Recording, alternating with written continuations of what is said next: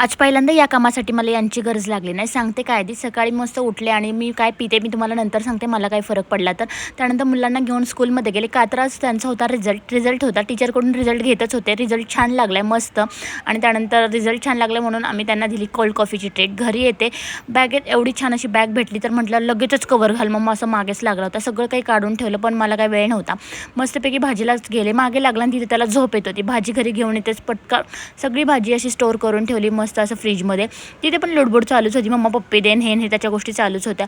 आणि छान हे कंटेनर आहे. कोणाला बाय करायचं असेल तर वरती प्रोडक्ट टॅग केलेले टॅग करून तुम्ही घेऊ शकता लिंकवर. त्यानंतर मस्त भाजी सगळी ठेवू दिली आणि सांगते मी करायला गेले सिलेंडर संपला. आता काय करू सिलेंडर होता पण लावायचा कसा म्हटलं चला आज स्वतःच ट्राय करूयात.